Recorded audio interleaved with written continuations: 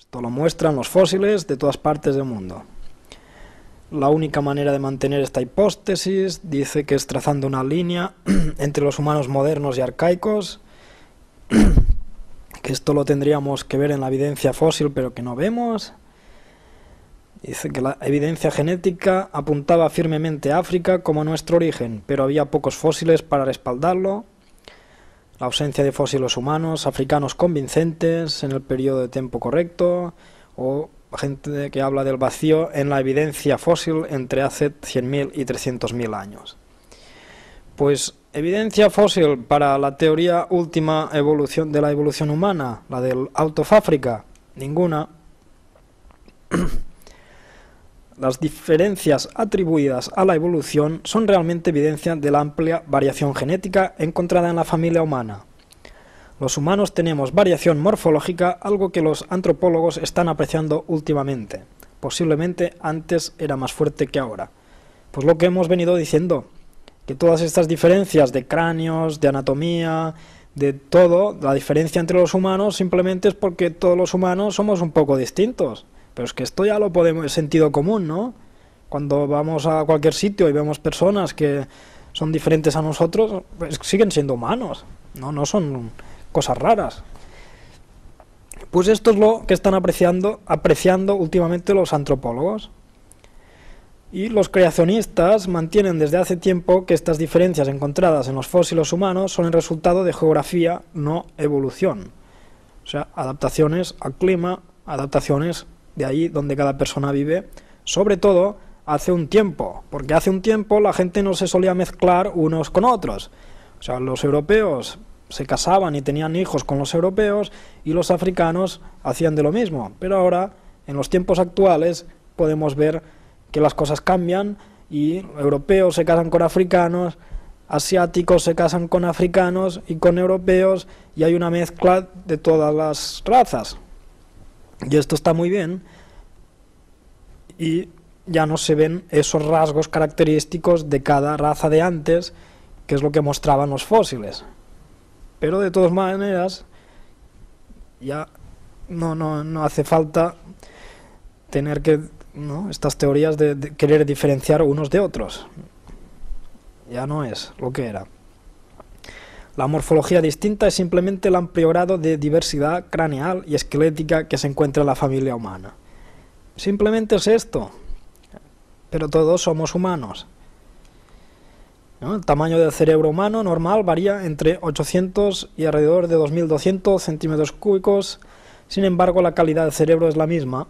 Pues claro, aunque vean un cráneo muy pequeñito, no quiere decir que sea de un humano raro, o medio humano, medio simio. Aquí en la foto esta ya vemos el más alto del mundo y el más pequeño de China. Los dos tienen cráneos, uno muy grande y el otro muy pequeño. No quiere decir que uno sea superior al otro de inteligencia. Quizá el más pequeñito es más listo que el más grande. La forma del cráneo o el tamaño del cráneo no indica nada. Hay gente con la cabeza más grande y otros con la cabeza más pequeña. Entonces, ¿por qué querer diferenciar a los fósiles por el tamaño del cráneo? Yo es que no me lo explico. Incluso tenemos algunas curiosidades. Dice, durante muchos años los paleoantropólogos han hablado sobre la extraña falta de ancestros fósiles simios y chimpancés. De hecho, no hay fósiles de chimpancés arcaicos identificados. Curioso, que no hay fósiles de chimpancés arcaicos. ¿Por qué no hay? Dice, qué extraño. A pesar de todo, los evolucionistas reivindican encontrar más presuntos ancestros humanos y más primitivos. Pero lo que tienen que descifrar es que lo que están encontrando son especies extintas de chimpancés y simios, no ancestros humanos. O sea, básicamente, todos esos fósiles que se decían que eran ancestros humanos, pues eran esas especies extintas de chimpancés y simios que, si no de otra manera, no se han encontrado en ninguna parte. Y esto es lo que han ido encontrando, y ya lo vimos en la parte anterior, que son o simios o humanos, pero no pueden ser medio simios y medio humanos, o medio humanos, medio simios. Pues aquí estamos.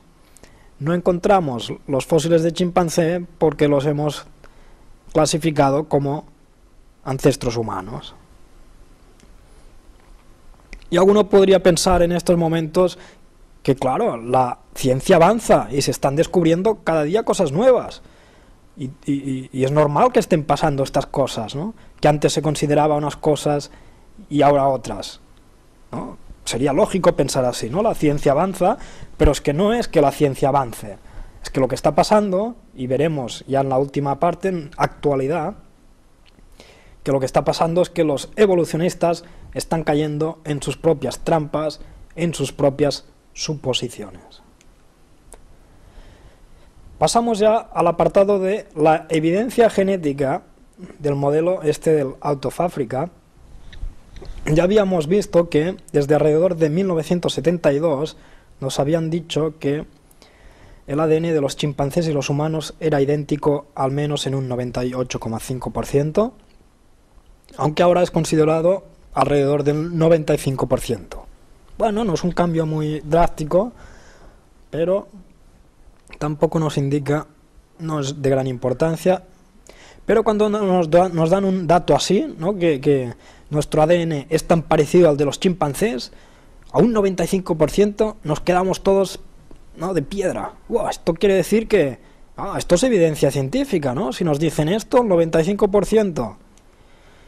Vamos a ver, si el primer borrador del proyecto del genoma humano no fue completado hasta 2001 y el proyecto del genoma del chimpancé todavía está en sus primeras fases, ¿en qué se basa el resultado obtenido de 98,5% de similitud entre humanos y chimpancés publicados a principios de los 70? ¿Nadie se ha parado a preguntarse esto?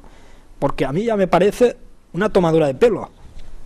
¿A qué viene que en los 70 nos dicen que estamos al 98,5% de proximidad con el chimpancé, si hasta el 2001 no hay genoma humano y no hay incluso genoma chimpancé establecido?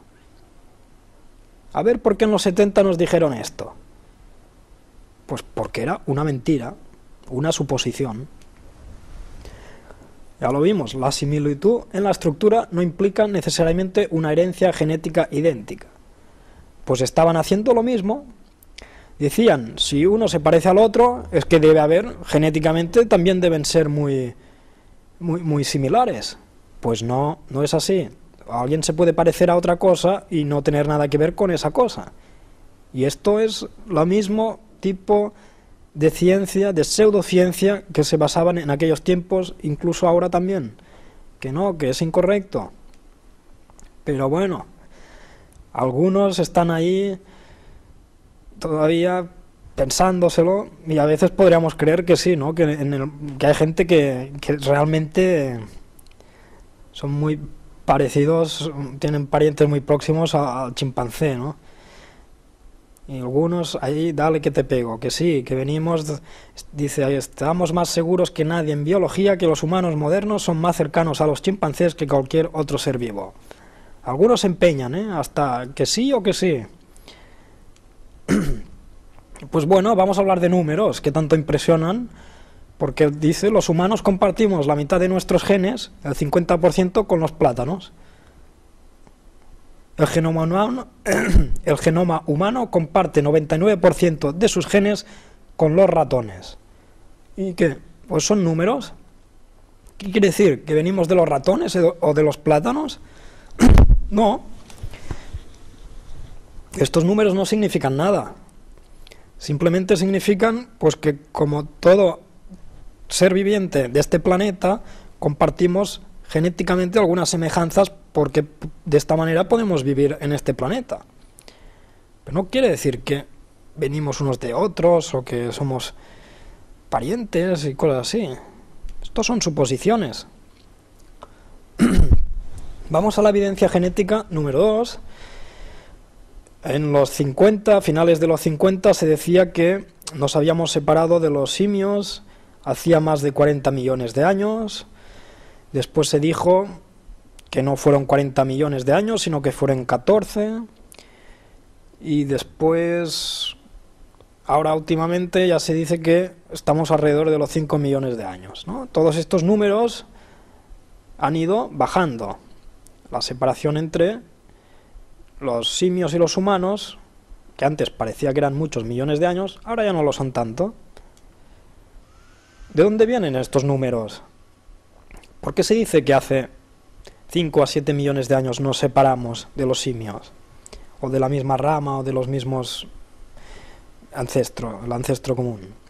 Dice, los estudios que quieren probar que el ADN humano evolucionó del ADN del chimpancé se basan en la suposición que el ADN del chimpancé representa la condición original o parecida de donde el ADN humano se separó.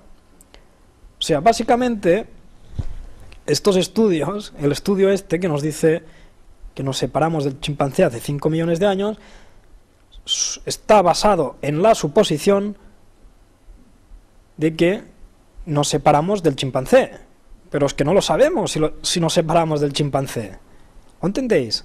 ¿Qué sentido tiene basar un estudio en una suposición que favorece una teoría? ¿No? Si no hay ninguna prueba sólida que demuestre que los chimpancés son nuestros parientes más próximos, ¿por qué hacer estudios basados en eso? ¿No se tendría que demostrarlo primero para seguir con lo segundo? O sea, son estudios basados en suposiciones, continuamente, la manera de hacer de los evolucionistas. Entonces, no sirve de nada hacer los estudios, porque si están basados en suposiciones, solo sacarás más suposiciones. Dice, en todo caso, los biólogos moleculares han calculado ese intervalo entre hace 4,5 y 7 millones de años por medio de sus relojes moleculares. Vamos a ver cómo lo han hecho esto. Dice, a través de los relojes moleculares. Es decir, que para que el reloj molecular funcione es necesario que se cumplan muchas cosas. Primero, genes que la selección natural no ve y que nosotros sí conocemos. ¿Y cuáles son estos genes? Dice, solo si se escogen para el análisis los genes adecuados.